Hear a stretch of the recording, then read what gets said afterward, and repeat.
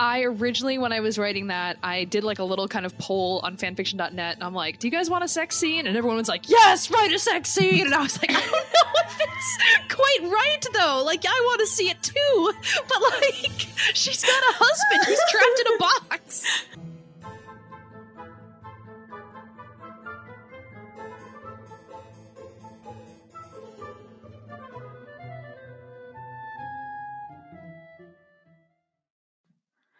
Hello.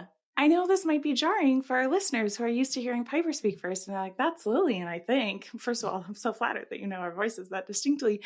Second of all, I actually don't have a co-host today. It's an episode that we weren't anticipating doing. It's a special extra episode where we're going to be talking about this really cool book. It's called A Dance with the Dead. And while I do have a guest, that guest means that I can't have a co-host because my guest today is Piper Cleaveland, the author of A Dance with the Dead. Welcome to Air Buds, Piper. Hi, Lillian. Thank you so much for having me here. Oh my gosh, I love seeing all these smiling faces. It's so great to be here. I'm thrilled. Thank you for having me. Oh, thank you for coming on the podcast with such short notice. Oh, I know. You know, I really had to rearrange some things in my very busy schedule, but for you, anything. Oh, thanks. It's too bad that my co-host, Piper Cleveland, also you, couldn't be here in the capacity of being co-host because she's such a cool, fancy author lady. Amazing. Yes, that would be a bit jarring. And our voices sound so similar, so it'd be really confusing, I'm sure. I would get so confused if you and you kept asking you questions. Be like, hey, Piper, so how proud are you? Well, Piper, I am very proud. Thank you for asking. I'm glad you're very proud. I'm very proud. Yay. Well, thank you again. I know I don't need to thank anybody, but the fact that I worked so long on this, I really appreciate you, Lillian, reading my book. And I'm sure we'll talk later on. If anyone else is also interested, thank you in advance just for your interest alone. It means a lot. Well, I was thinking this is like not a very Jane Eyre episode. I was like, it's not. And then while I was reading the book, I like to have background music going. I'm the kind of person where like, if there's not some music going, I start getting distracted. So I was like, what should I play in the background that fits the tone of this? So I listened to the 2011 Jane Eyre soundtrack like the whole time. Cute. And it fit so well. Yay. Oh my God. I'm so happy to hear that. There were several moments where I was like, Piper, is your spirit haunting this room, playing the right songs at the right time? So I, for years, have been crafting this very long and elaborate playlist. Oh my God. I call it Rainy Day. It's music that originally I started compiling for stuff that I could listen to like while taking a bath with candles just to relax. Nice. Or if it's a nice gloomy day outside, I could put that on while I'm reading or writing. And it really has become the soundtrack to any writing I do. I don't have the time or patience to curate individual playlists per book or creative project that I'm working on. So it's a lot of like skipping through songs that don't sound quite right until I get to the really ominous one. I'm like, okay, we're going to play this 7 times while I work on this one scene. But yeah, it's always good to have music that works with that. Incredible. Well, for those of you who are hopping in here being like, this is very confusing for me. First of all, that's every episode of Airbud Sweet Pea. I'm so sorry. Welcome to our podcast.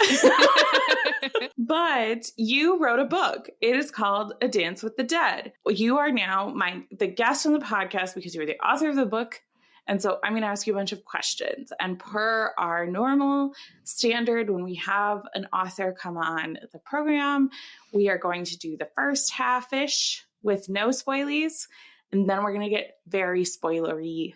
And we will do a big announcement with flourishes when we switch to the spoiler section. So you can emotionally prepare yourself and not ruin this incredible book with more twists and turns than you would anticipate. Nice. Because you might think you know this story, but you friggin' don't.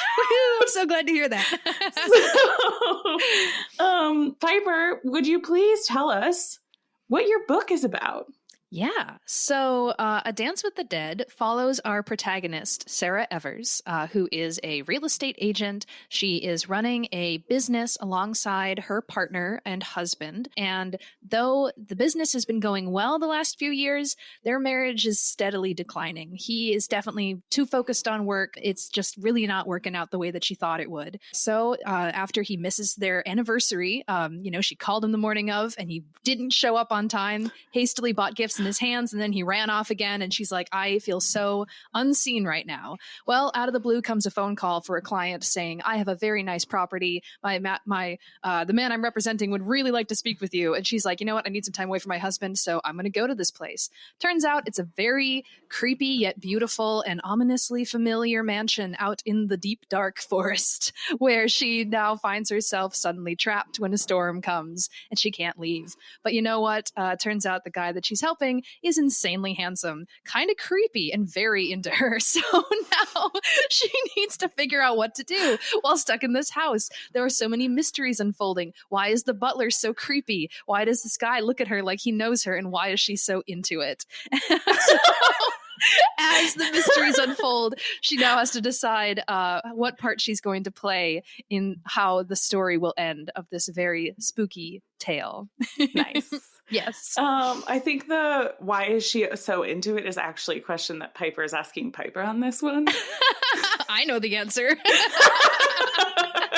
That is a great summary. And if that summary of the book sounds interesting to you, you should go read this book. And we'll talk at the end about ways you can get access to this incredible story. Actually, we'll probably talk about it right in the middle. Because right before spoilies feels like the right time to tell you how to get it instead of after the spoilies. Right. Good thinking. I'm always thinking ahead. But is there anything that inspired this story, Piper? It's was funny. It just like manifested in the world for you, or? Yeah, it's funny you should ask. People who have listened to our podcast previously, especially our Halloween episode, might know that this book of mine started as a fan fiction for the Disney film The Haunted Mansion. And even though every time I have since handed this book to a family member, most likely, or some other person, they ask questions about it and stuff. And I'm like, it's based on The Haunted Mansion. I say that if it comes up. And they're like, oh, with Eddie Murphy, I don't think I remember that. And I'm like, good. Yeah, you don't need to see the film. That's actually ideal. Yeah, don't ignore it. Pretend the movie doesn't exist. Because I think this story kind of, it was my attempt to correct some big missed opportunities in the original movie. And I kind of told my own dramatic, tragic love story, which is the kind of tale that I love to see all the time. So that's how it began. And 10 years of writing and editing, I finished it. And I said to myself, you know what? I think that an accomplishment like this, even if it is not purely original work, I want to be able to hold it in my hand and then also shove it into other people's hands and say, I don't care if you know the source material, read this book and tell me what you think, because it means a lot to me. So that's kind of how we got here. Yeah. And as somebody who's read this book, I think it is equally good. I think especially our listeners, we had a couple listeners when we did the Haunted Mansion episode reach out and say like, oh, I love the Haunted Mansion. If you are one of our listeners, if you're a big fan of Jane Eyre and you listen to Air Butts and you liked The Haunted Mansion, this is the book for you. This is 100% the book for you. However, if you've never seen The Haunted Mansion, I wouldn't recommend going and watching it for this. I would actually recommend reading the book. And then if you go back and watch The Haunted Mansion, I would just watch supercuts. They've got lots of fan done cuts of the characters that Piper chooses to highlight in this. Yes. That's what I would say about it, is I really, really, really, really enjoyed it. Yeah. And I enjoyed Haunted Mansion a little bit. And a layer that I had watching Haunted Mansion was going, oh, thank God Piper wrote a book about these two characters, because why the hell isn't the story about these two characters? Right, exactly. So don't worry, everybody. I fixed it. Thank you. You're welcome. On behalf of everyone. So There's a lot of things we're going to talk about with this. We're going to talk about the plot. We're going to talk about all these other things. But I think something that, particularly as your friend who's gotten glimpses of this over the years, knowing how long this project has been going on, knowing how incredible it is to see a friend who finished a book, like that is an accomplishment. If it was bad, it would still be an accomplishment. And then it's also good. Rude. Yay. But can you talk a little bit about how that initial writing process started for you and what it looked like? Because I don't know a lot about how you published this, but I think you published it in pieces online. So if you can talk a little bit about what that looks like. Yeah. So I feel like I really started doing my creative writing through fan fiction. And I think that's common for a lot of authors that I know. And I started on fanfiction.net, and it really worked out well for me to be able to post chapter by chapter, because as anyone who's attempted to do a large scale creative writing project knows, there are 1,000 things that are going to slow you down. It's our own laziness, our own writer's block. You know, for me, it's one of my favorite things to do in the world, but it's so hard to actually force myself to sit down and work on something. So one thing that I found that I really loved about posting chapter by chapter online is that I would instantly get feedback and support from other people. Whereas I'm just sitting here wondering, I'm like, I think this is a good idea, but maybe this is actually really bad. And maybe I shouldn't even be wasting my time on this. But then to like come back like a few days or a week later, and there's a few like really kind reviews of people saying, oh my gosh, I love this. Like, oh, I love what you did here. Like, please keep posting. Like, that gave me like so much encouragement and the energy to come back to this again and again. So I think when in the early years when I was writing it, because I started in 2012, I was definitely treating this as I typically treat kind of just like a super chill fanfic for me, which is just like purely, what's the word I'm looking for? Fan service. I was like, okay, I just want to put in the stuff that I want to see. So that's a lot of what I was doing when I started. And then when I got to kind of about the point in the story, which Lillian, you'll probably know by this reference, where the first big mystery is sort of solved and then like it kind of flips and now there's sort of a new kind of agenda that's happening. Once I got to that point, I then started thinking to myself, okay, I don't want to just have this be fan service. I want to actually like try and write a story that makes sense, that feels compelling. So then once I finished it, there was a lot of going back and kind of updating things and trying to say, okay, this is a big plot hole, which like I guess I'll have to talk about this later, but remind me to mention the big plot hole that I changed because that was a huge chunk of revision that I did. But yeah, then once I felt that it flowed to me as like a good, enjoyable story that wasn't just purely checking all the fan fiction boxes, then I was like, okay, now I think I'm going to show this to someone who isn't in the Haunted Mansion fan forums and see what they think of it. I think that's such a approachable way to write things. And that's something that I've always really admired about you is I've always done creative things that I hide away because I'm like, nobody should see this. But you, from your drawing to your writing to any other things, like I know you've done a lot of other writing as well. You always publish that for people to see and you get this feedback. And that's something I've always really admired about the way you approach your creative stuff is kind of like, I made this thing. I like it. What do you think? So I think it's really nice to be able to share with people how you actually do that. Well, thank you. It's something that I feel like if anyone has a creative thing, you should put it out for someone else to see. And it doesn't necessarily have to be online. Like it can just be with your friends or your family. We've talked about this, like anything that exists, no matter how obscure, there's a community for it online. And those people want to see what you're doing. They want to encourage you. And I think it's a great way to find that kind of energy to keep the momentum going. So thank you for saying that. And yeah, it's something that I encourage all writers to do. So you mentioned this a little bit, but like when you started, what was the thing about what was the story that you were trying to write? What was the fan service that you were like, you know what? You guys fucked up. This is the part that's cool. Well, since I was young and started feeling feelings when watching movies and reading books, a thing that I was always really drawn to is like the mysterious guy who's like really into the main lady. And I was like, ooh, I love that. And I think what I liked about it is just that it made from like a first person perspective, detective made me feel very special. And I think that's something that probably a lot of people who like that kind of genre of like mystery and romance can relate to.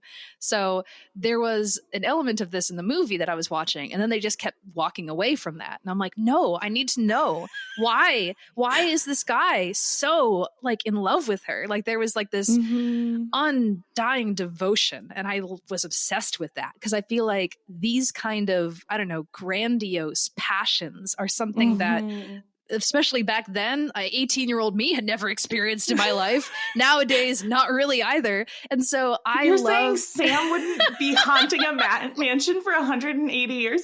Get him in here. I know, right? I do have some specific questions that I want to ask you about with Sam. Oh my gosh. In regards to this towards the end, but that has to be in our spoiler section. So wonderful. I can't wait.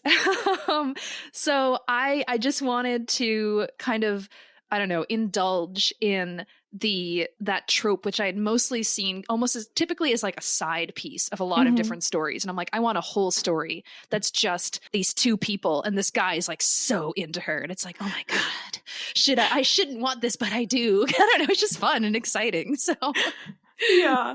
And this is, I think this will probably be one of the last ones, because almost everything that we'll talk about here, it's like you either know the plot of the Haunted Mansion, which go listen to our episode on the Haunted Mansion. It's like, it's a hoot.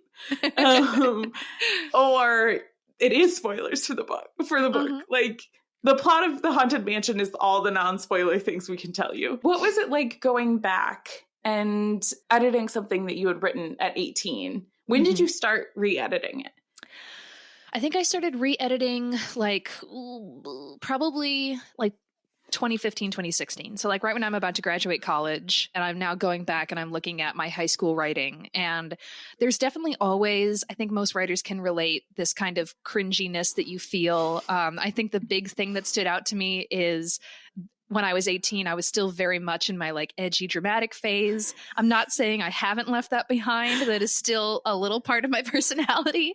But like to go back and read things, and I'm like, oof, girl, like you need to chill out. Like it's a lot. So that was like a big thing. I think is just kind of removing like the moody teenager angst from the story, because my main character is supposed to be like a woman who's in her early to mid 30s. And that's one thing that's been funny is when I've been talking to some people who have read the book, mostly like family and stuff like that, they'll be like, is this young adult or is it adult? And I'm like, well, it started by being written by a young adult, and so it kind of can appeal to that genre, but I think it's also okay for adults. I don't know, it like walks this weird line. And I think that's because I went through different stages of my life when I was writing it, so I think both can be found in the story. Well, and I think not in any way that's jarring, and I don't think I would have picked up on this if I didn't know the story of like how you wrote this book. But there were like, as I was reading it, I was like, I can see this evolving. I can see the like choices here changing a little bit, and moments where I was like, this was a fan service moment that honestly I'm glad you kept it. Right. I did not like obliterate all the good like spicy scenes, because I'm like, we're here for that. It's very good. Like if you're looking for Haunted Mansion fan fiction that is doing a lot of fan service, this is like a really good version of that too. Yes. Also, it can be both things, guys. It can. I would gladly have that quote on the next book jacket. Thank you. I'm so honored. But I think there's elements of, we mentioned that idea of like pulling out the teen angst moments. Especially when I'm reading romance and stuff, I'm often indulging the teenage version of me who liked that stuff, because I did a lot of in my early 20s of like, I'm a grown up now, so I'm not as into kissing as in the way that these crazy kids were. Like, it's not a big deal, guys. And then I like became an adult, and again, I'm like, it's kind of fun though. It's like, so fun. I don't want in life, because I've had guys in life who are like, I'm obsessed with you and I love like, you. And I'm like, whoa. I don't know that you know me. Like, I don't even know that you like who I am, but you're in love with me? Gross. Yes. I do not enjoy in a life. Yes. But I love it in a book. Same. One thing I feel like I will always talk about around this kind of a thing, because we've definitely talked about it before, just about like Air Bud stuff. We talked about it on our romance episode. For me, I feel like this book is very much kind of like what fantasy Piper wants. It's not what reality Piper wants. And no one should ever think that. But I think there's, this beautiful kind of boundary of like the whole, yes, it's creepy if this thing is happening in real life, but in a novel and a book, everything is safe, So it's just kind of fulfilling fun fantasies that way. But yes. I also think people who are not one of your best friends would enjoy reading this. But there is a layer of me out more than once out loud while reading this book. I went, Piper! What are you doing? I was like, this is the most, it's peak Piper being Piper. Oh, like, if you like Piper's personality on this show, read this book. Yay! I also want to say, with your example before of cool adult 18-year-old Lillian saying that she's too cool for smooching, this is a very kissy book. It is not... So kissy is such the right word. So I refer to this, if I'm describing it to people, as like a gothic romance. I would not say it is a romance novel, because I feel like that tends to imply for most people that it's rather sexy and raunchy.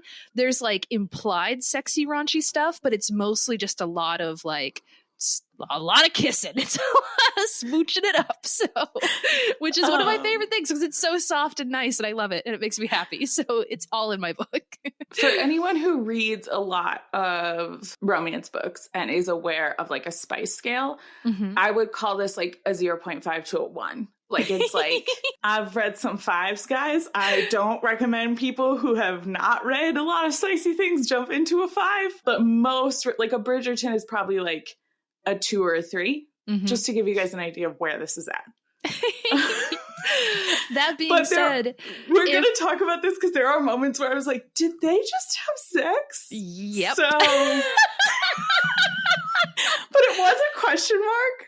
I can't wait to talk about that moment. We'll get into the spoilers. So before we get into the spoilers, Piper, obviously people can't just wander into Barnes & Noble and buy this because it's too cool, too exclusive. Piper knocks over her mic, miming walking into Barnes & Noble. Well, I'm so into it, Lillian. I'm just giving you the full show. Thank you. How can someone who's used to just wandering into Barnes & Noble read this book? Very easily, Lillian. I actually created an official website. So if you would like to go to adancewiththedead.com, and I will put that link in the episode description, you will find everything you need to get your hands on this book, including links where you can read it for free online. I do have it posted on fanfiction.net, but I have it posted on a slightly more professional looking website if you don't want to go to fanfiction.net. So you can read it online for free. There are links on that website. If you really want to have a copy of your own, I think maybe like 20 copies left. So send me an email. There's an email there where you can reach out to me. We can talk about getting the book to you. So yeah, lots of ways to read. If you want to read it in person or online, it's all available at adancewiththedead.com. Nice. And if you're one of our lovely listeners who did reach out to Piper and has gotten your copy already, take a picture of it, share it on social media, tag us, and we'll share your post on our stories or potentially everywhere on the internet forever, and you'll be famous now. I have received some very awesome feedback from one of our listeners who has a copy. So yay, thank you.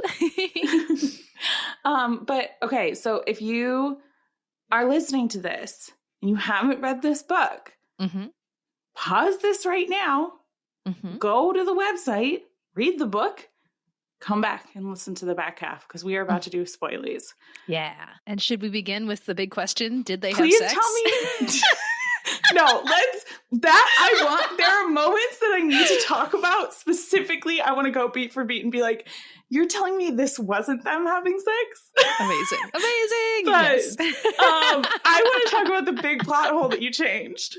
Yes. Okay. So the big thing that I changed was, for the most part, the kids aren't really in the story. And that's some good positive feedback that I've gotten from people who are actual parents where they're like, okay, this romance is fun, but I'm just so worried about those children. No one is watching those kids. And I'm like, yeah, but our girl has to get it in with a ghost. So, sometimes you need a vacation from the kitties, and they can't be the little balls and chains slowing you down when you're trying to get your kisses on.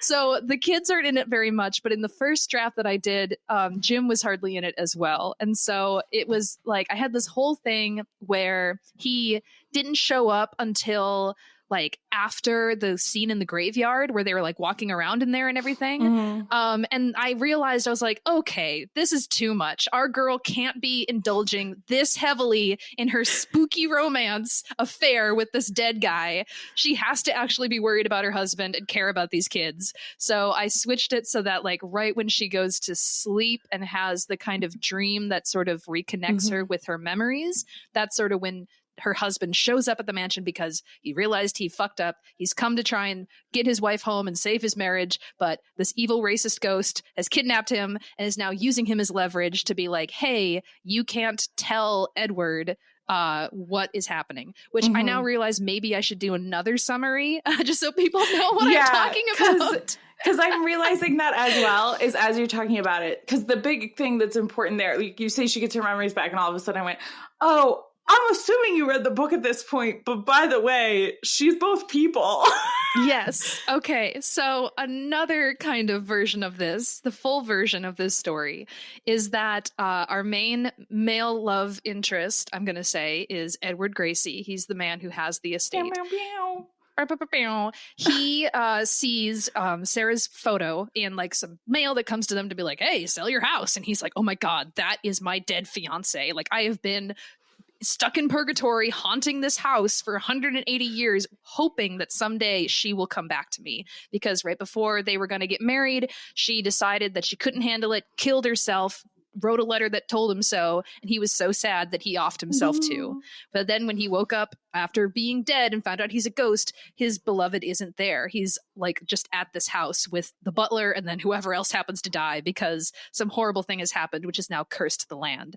So Sarah Evers is brought to this house by this ghost because he believes that she is his dead fiance.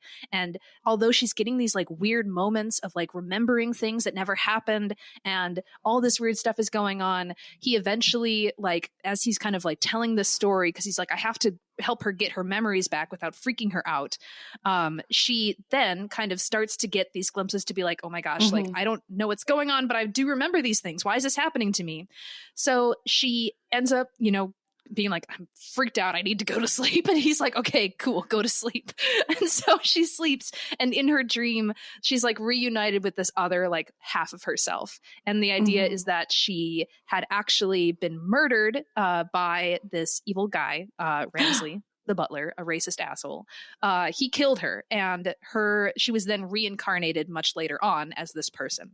So now that she knows the truth, she wakes up and she's like, I'm going to tell Edward everything because that's part of this curse. He has to know what happens because he's gone this whole time thinking that he did wrong and she just left him and all this awful stuff. And so Ramsley is like, can't do that because then I'm screwed. And I've been holding this lie for as long as I can. So he kidnaps her husband, uses him as leverage, and then it's now Sarah's turn to kind of be like, okay, I need to lead my ghost fiance to to reveal the truth to him. So he figures out what's going on. The truth is revealed. There's this big conflict. A big, awesome fight scene happens, and all kinds of other things. There's like, she kind of makes up with her husband. There's lots of apologies, near scrapes with oblivion and non-existence for ghosts. And then they decide that if what needs to be corrected is the fact that their wedding never happened. So they go to this chapel, they perform a ceremony. The part of her that is Elizabeth is essentially like released from her body. Like her soul kind of separates into these two halves. And then Elizabeth and Edward are then able to ascend to heaven and move on to the next place. And then she and her husband, Jim, can now kind of move forward with their lives and see about fixing their relationship. So there you go. And it's wild. I literally, like, while I was reading this, messaged Piper at one point and went, I can't wait to find out what happens. Like, yay! Because I know you well enough, and I know the story you were telling, and I was like, it seems like Jim is just like a goofball, but he's not a bad guy, and I don't want him to get murdered. And I also don't want her to just leave him and their children. Right, I know. I almost felt like I almost felt like I wrote myself into a corner at one point. And then it was kind of while I was doing some of the re-edits and stuff. I mean, I always knew that she was reincarnated and all of that, but I was like, well, maybe I can kind of play with this idea that there's sort of two parts of her soul, essentially. She's two different people, but she's also one person, but they're able to exist without one another. So it's this whole kind of interesting journey of her first kind of rediscovering this other half of herself. And then once, for a brief moment, they're together and she's like, I am so at peace with everything. But then that part of her then has to move on. And then she has to kind of move forward in her life and see how she's going to be without that again. So, yeah. So let's talk about, did they fuck? What questions do you have apart from did they do it? It's the main question that I have. Okay, so here's what, there's so many, it's really well done. It goes in, it's kind of spooky a little bit, but not too spooky. And then it's she's getting these flashes of memories back, and those were so well done, because I was like, his voice is coming from right here, but it's not. But there's people dancing just like in Anastasia. It's not.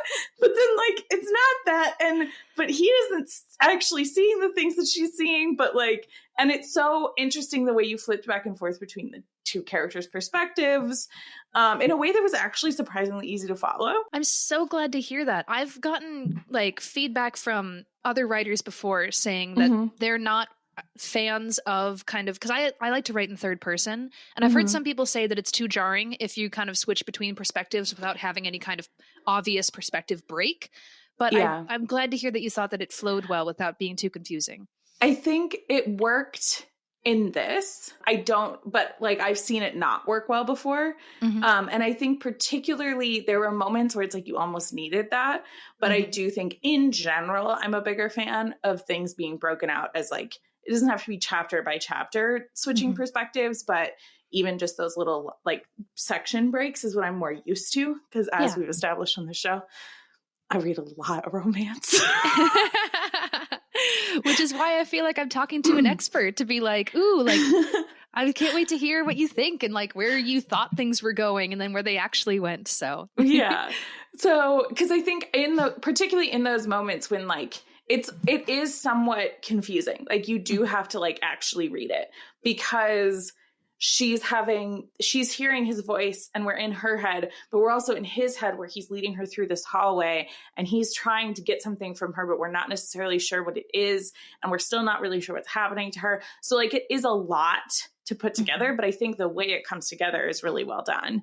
Well, yay. But so we've got that. And then she wakes up from this nightmare where she realizes she was this person and she was murdered. And she finds him and they do some kissing after she gets her life threatened by the evil ghost. And they do some kissing. And then it cuts to them being in bed together. Yep. And I'm like, oh my God, her husband is trapped here in this house. And in a classic romance moment, every romance ever, you're like, why would you have sex right now? Right? There's a lot of things going on.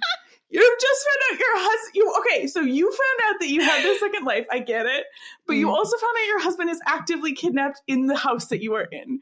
Yep. And you're telling me what you needed to do right now was fuck? But then later it's not clear if they did. So tell me what happened, Piper.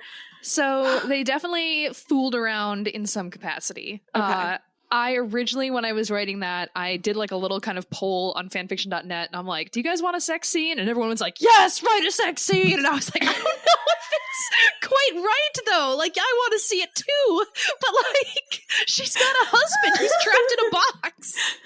So it was this whole thing of being and I think the way that it just felt natural to me in the way that there was so much emotion happening in this moment. Yes, there's fear and sadness and all of that, but there's also this immense relief of imagine if like, yes, she loves her husband, but imagine now suddenly you have all the feeling and emotion of a previous love that's like the greatest love ever known. And that person is right in front of you and they're comforting you. And all you want to do is fall into their arms and accept whatever they're willing to give you. And so like, that was kind of the inspiration of saying, like, once these other parts of Elizabeth slowly became more and more kind of one with her, I think my logic is that they would have moments where Elizabeth was almost more in control of the body than Sarah was, and she would act on her impulses and her wants and her needs. And so I agree that it's like, you know, the moral question, it's like, okay, she's our main character, but she just cheated on her husband with a ghost. So another really funny thing, and I wonder if you remember this, because when I was like working on this scene after doing the edit, I was like, okay, so I think it's going to be implied that they have sex. But then I paused and I wondered to myself, because I kind of do a little bit of my own sort of like lore building around how spirits and ghosts work. But like one question that I had, which I feel like is just an interesting question to have in general when talking about ghosts in fiction, is the clothes that you die in, can you take them off? And so I was asking friends this. I was like, what do you think? Do you think he can take off his ghost clothes? God. And they're like, we kind of debated it for a while. I'm like, okay, well, even if he can't take off his ghost clothes, and excuse me if I offend anyone by saying this, I'm like, he still has 2 hands and a mouth, so he can do a lot. So I was like, we're just going to imply it, and you can fill in with your own imagination whatever happened between the two of them. Well, it's because then later, so the implication that they do something sexy in that bed. And then later they're like, we should get married because then we can fuck for real. And I'm just like, what? Well, maybe he just wanted a replay of what he did the previous night. I don't know. Oh my God, it's so funny. So yeah, there's a lot of you can imagine whatever you want to happen for them. You can decide that these two had a very chaste makeout sesh that was good for both of them. And then later they are gonna do some sexy stuff for realsies this time. Because they're married for real now, even though she's already married, and like that's okay. So here's like one of my biggest questions. Yes. As someone who knows you, you're very anti-cheating. Yes, I am. This whole book is them cheating. I know. And that's like the weirdest thing, because I would never intentionally set out to write like a love triangle thing or like a cheating thing. I know, it is just because of the source material, because the fact that she has a husband in this whole thing, and I didn't feel like being like, okay, so actually she's single, because then like where's the, you know, that removes so much of the conflict and the tension. She's a single lady who's like out with this hottie. She's like, yeah, let's fucking do it. And he'd be like, whoa, I didn't think you'd be this eager, but sure, yeah, all right. So like, I don't know, she needs to like have responsibilities and have something to pull her back. Oh my God. I don't know. I think it just added more of kind of a moral question. If I want to try and be smart about it and say, oh, well, it's this moral dilemma. Just like, how does Jane decide to commit bigamy with Rochester? How does Sarah decide to cheat on her husband with this ghost? It's a lot of tough choices that a lot of people have to make. And I think this is one of those grand literary questions of to bigamy or not to bigamy, you know? Because there's so many Jane Eyre like themes in this, because he's a very Rochester like character whose name is Edward. And she's trying to do a bigamy. Yep, it's very true. Oh, it's so funny. So the person who did the main edit for me, she herself is like, she's polyamorous, and it's like a big part of her life. And I fully expected her at one point to come back to me and be like, why don't they all just hook up? And I'd be like, no, that's not what this is about. I mean, it could be, but not for me. That was honestly, if this, lots of the books I read, I would be like, great, they're all gonna fuck. They're gonna be in a relationship together. It's gonna be so good. But I was like, no, I know Piper. That's not how this book is gonna go. But I also know that she wouldn't break my heart like this. And she also isn't gonna have them making out while her husband's in danger and then he dies, and she's fine with that. And they just adopt her kids. Incredible. And live in this ghost mansion together. Well, if he died, then yeah, and they didn't lift the curse, then he would just be a ghost there too. So very complicated. So here are some of my favorite lines from the book. I have 3. Boy. Ooh. And I'm gonna now quote you to you. which is always people's least comfortable thing I do to them on podcasts, but who cares? So just to give you guys a little sample, in case you decided to go full spoily and you don't care and you're still going to go read it. But some of my favorite things in this are very like, they're your style, in the same way that like we were just talking about your art has this super specific style. I think your writing has a really specific style as well that I really enjoy. And here are some of my favorite moments like that. The last one is less a cool styly thing and more a funny giggle thing. In the moment when she's getting some of her memories back before she goes to go to sleep and she's about to pass out, and Edward notices that she could hit the ground, but like a breath of wind, he was by her side, wrapping his arms around her, cradling her head, and softly bringing her to a stop. Ooh, Piper! Dude, I just love the tender moments. They're my favorite. It's so cute. Thank you. And then another like peak Levy line is they're having an honest conversation about the fact that she has kids and like what is going to happen. And he responds to her at one point. He's saying that her kids, she's heard about her kids. He says they're perfect. And she says, "What are you saying?" And he responds back with, "I've waited 180 years for you, my darling. What's another lifetime?" Mm-hmm. Yeah, I know. He's so cute and loving and sweet. So I have one more line that's a little bit more silly Billy, but do you have any things you feel like sharing about how and why you write this kind of way you write and your style of gooey kissiness? Gooey kissiness. So I have been thinking to myself since like giving this book to people and wondering what they will think of it, because I live in this story. I'm like always thinking about this kind of level of like gushy romance, and I feel as if what I am really drawn to is melodrama. I love that over the top sentiment. And I think one thing that I love about it is that, like I kind of said at the beginning of this, is that I feel like that's something that I don't really experience in daily life. Like we have little moments of romance, you know, like small gestures that we do for one another. I think it's very rare unless you're like at a wedding or a proposal or something like that, where someone is actually going to give some kind of heartfelt admittance about things.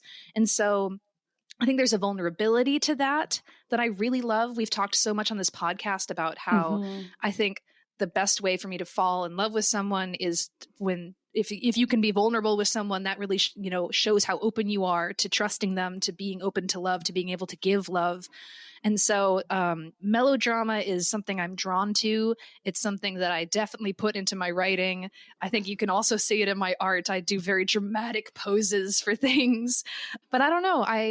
I saw a video recently that was talking about how melodrama is a genre that can transcend language and cultural barriers, because as human beings, we can emote and relate to these big over the top feelings. And so I think it's a way to bring people together. If, you don't have to be lost in the subtleties of someone's like cultural courting of some kind. And so these are just things that I personally love. I am someone who will always literally out loud like say swoon about something when I'm watching like romance stuff. And we do that together frequently. Yes. So I don't know, these things bring me joy. And so I just want to put it into my writing. And if someone reads it and thinks that was a lot, then I'm like, okay, that's fine. But maybe if someone reads it and they're enough. Like, yeah.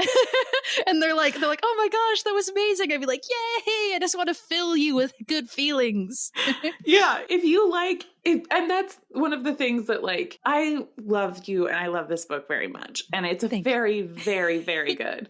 I was about to do a comparison to Jane Eyre, and I just want people to know, like, that's an unfair thing to do. But oh, yes, I'm not a Charlotte Bronte.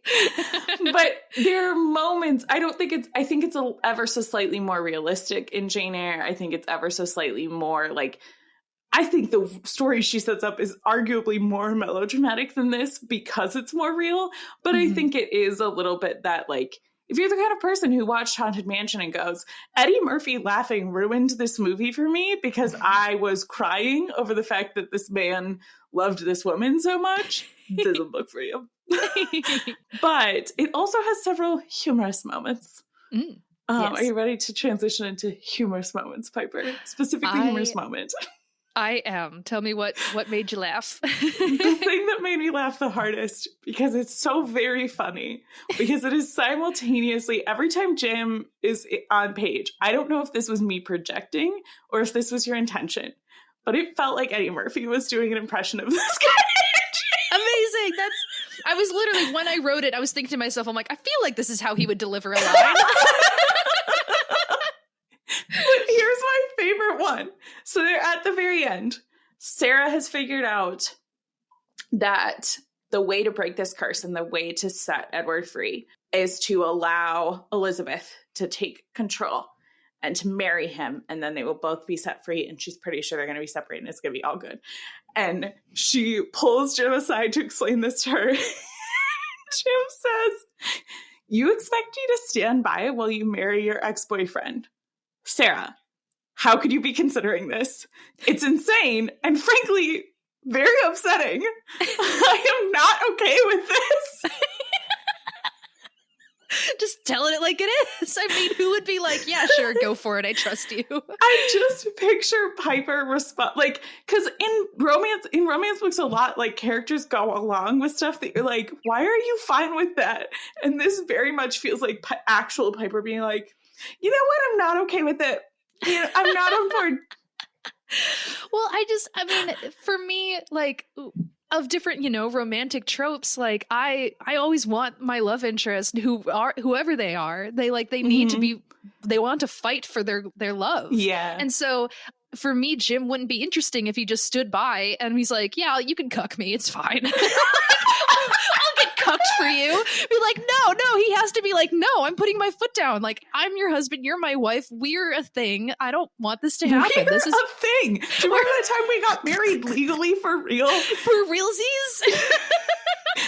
Okay, tell me honestly, did you guys kiss? Yeah, we kissed a lot and did some other stuff, but he can't take his clothes off, so it's fine. It's fine. His ghost clothes stayed on. It's okay.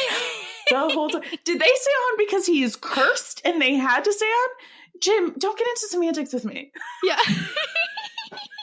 There were so many moments, like, after, like, the big, like, climax scenes, like when they're in the library and everything, and there's a similar thing where he pulls her aside and it's like, he's like, did you guys do something, like, while you were here? He's like, I deserve to know if you cheated on me with a ghost. And she's like, Jim, and he's like, come on, like, give me some credit. I know I didn't do great. I missed an anniversary. That doesn't mean you can go and do this. Listen, I need the truth. Did he make you fuck him, or did you willingly fuck the ghost?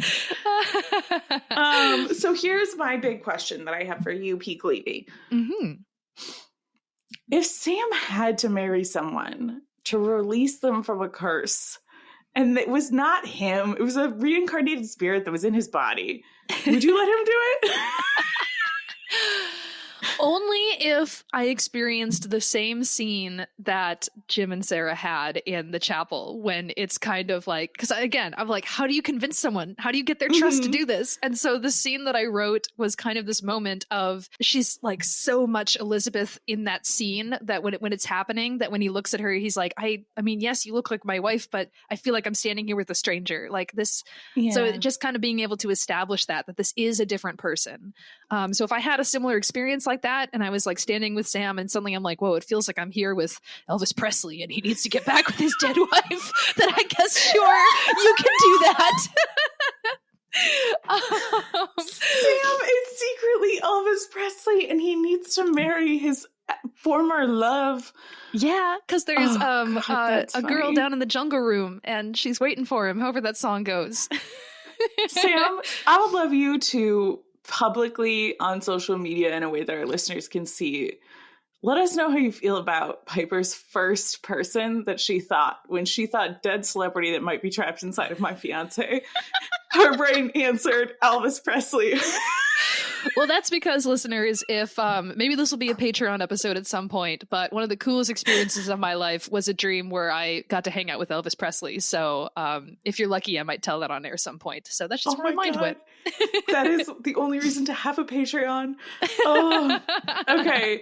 So do we have anything else we need to share with our lovely listeners or talk about with this book before we do our little wrap-up-y stuff? I don't know. I mean, you asked some very fun questions. I'm glad to hear that you liked it. it. I had so much fun writing this. Like I said, I definitely initially wrote this just to satisfy myself. And then I tried to go back and try to kind of make it something more than that, which in the end, I sit down and I read it and I'm like, ooh, I think this is pretty good. So I hope if you guys want to check it out, I hope you think so too.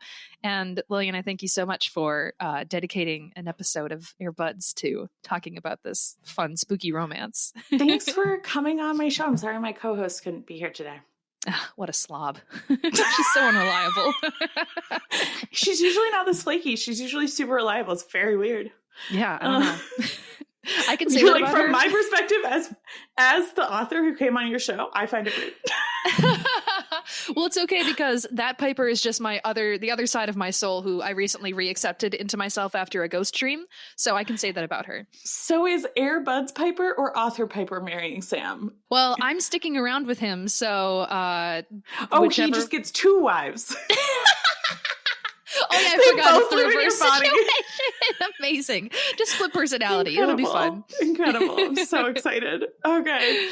Well, next week, for those of you who are wrong and think this wasn't very Jane Eyre, it was. We have a very Jane Eyre episode next week. Because it is our 1-year anniversary, we have an episode that we've actually already recorded because time is weird. And we are answering a question that has been in my mind since day one, which is why Jane Eyre? Mm-hmm. Why is it adapted so many times? What the hell is this story? It's going to be a great one. It kind of, serves, as Lillian said, as our 1-year anniversary episode. So there's a lot of reflecting on, all that we've seen so far, what we've learned from this story, how we've grown as both podcasters and as Jane Eyre fans. So tune in. It'll be a lot of fun. This is our first official episode of the new year. So happy New Year's to everyone. We hope you had great holidays. Happy 2023. Yeah, we're assuming we make it because we're a couple days before. You also may have noticed a very special bonus episode in your feeds that came out yesterday about something that Piper alluded to earlier. Piper, you want to tell people what the little bonus episode would explain to them if they went and listened to it, if they haven't already? We decided to launch our very own Patreon. We've been doing this for a year. We want to keep doing it. And it would really help us out if you like the show and you want to see it continue and you want to help us do some pretty cool projects that we have in mind. Consider maybe donating a little bit because it will take us a long way. And we would love to continue this with you guys. So that's what that episode was all about. Yeah, so we have a lot of really cool ideas for things we can create. All the details of what that Patreon looks like and the stuff that is already in there right now today that you could go get access to is explained in that episode further back in your feed, or you can go to the Patreon, which is patreon.com/Airbuds. I know, totally bizarre that we chose that. Otherwise, it's probably in the link in the description for this episode, and the full video is also on YouTube where you can see our lovely little faces. We've also got social media stuff. We have the YouTubes, we have the Instagrams, we have the Facebooks, we have the Twitters. Mm-hmm. How else can people find us, Piper? You can also reach out to us, airbuds@gmail.com. And if you want to support us, but you don't feel like doing a Patreon, you can also just write a 5-star review. We will accept nothing less. The internet will. Like, the services will accept less than 5 stars. It might make me a little bit sad. So go out, write us a nice review, tell everyone who your celebrity ghost crush is. Yes. And if your significant other had a ghost trapped inside of them that was a celebrity who is currently dead, who would that be? Write that with no context, with a 5-star review on Apple, and we'll read it on the show. Yeah. So we'd love to see what your answers are. Thank you guys for tagging along for this silly episode about my story. And we can't wait to see you next time for that fabulous Why Jane Eyre episode. Yeah, thank you guys all so much. And happy Jane Eyre reading and watching. Yay, you said it. Bye, guys. Bye.